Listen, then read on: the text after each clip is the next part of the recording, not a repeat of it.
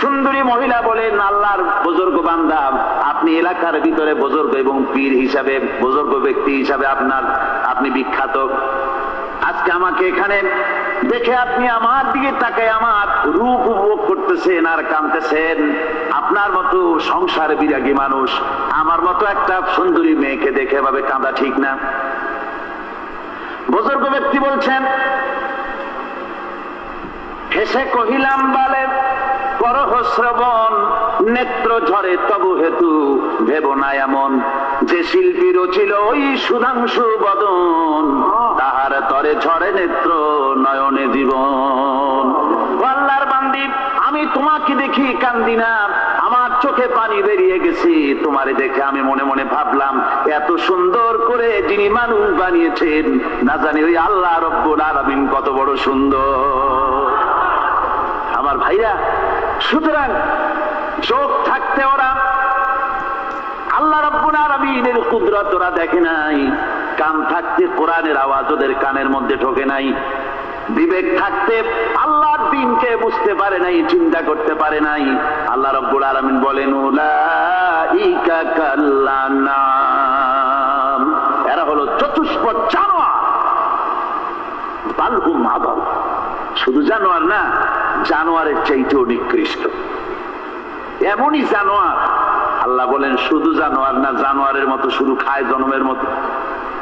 ওয়াল্লাযীনা কাফারু ইয়াতামাত্তাউনা ওয়া ইয়াকুলুনা কামা তাকুলুল আনআম। এই কাফেরগুলির কাম শুধু ফুর্তি করা, গান বাজনা, নাটক, গল্প, এই সব কাজ তাদের। নামাজ নাই, রোজা নাই, আল্লাহর চিন্তা নাই, তাহাজ্জুদ নাই, পরহেজগারি নাই, শুধু গান আর নাচ। দেখেন না ফুর্তি। এই যে 1 জানুয়ারি রাত 12টার সময় আমার ঘুম ভেঙে গেল, এই যেখানে আমি ছিলাম, বিকট আওয়াজ। আমি মনে করলাম পাশের বাড়ি বুঝি ডাকাত পড়ছে। পরে বাড়িওয়ালা আমাকে বললেন যে ডাকাত না, বোধহয় এই নিউ ইয়ার সেলিব্রেট হচ্ছে, নতুন বৎসর উদযাপন হচ্ছে, বোমা দিয়ে শহরবাসীর আরামের ঘুম হারাম করে এগুলি করা হচ্ছে। এ তো গেল 1 জানুয়ারি। আর যখন আমাদের নিজেরটা যখন আসে, অর্থাৎ 1 বৈশাখ, তখন দেখছেন অবস্থা 1 বৈশাখে। এবছর আমাদের দেশে 1 বৈশাখে ঢাকায় যে দৃশ্য আমি টিভির মধ্যে দেখলাম, তাতে আমার মনে হয়নি যে 12 কোটি মুসলমানের দেশে রাজধানীতে এই দৃশ্য হচ্ছে। আমার মনে হচ্ছিল এটা বুঝি কলকাতা অথবা অন্য কোনো শহর হবে। আমি দেখলাম সমস্ত যুবক যুবতী, নারী পুরুষ, বিভিন্ন বয়সের লোক সব একসঙ্গে রাস্তায় নেমেছে, নাচতেছে। তার মধ্যে বুদ্ধিজীবী আছে, শিক্ষিত লোক আছে, সমানে নাচতেছে।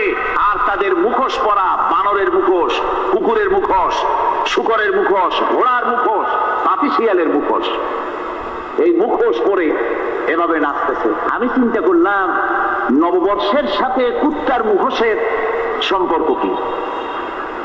নববর্ষের সাথে পাপী শৃগালের মুখোশের সম্পর্ক কি? তাহলে ওরা কি বলতে চায় যে আগামী বছরটা আমরা কুত্তার ভূমিকায় অ্যাক্টিং করব, অথবা শৃগালের মতো ধূর্তামি করব জাতির সাথে? তারপরে কি করলো?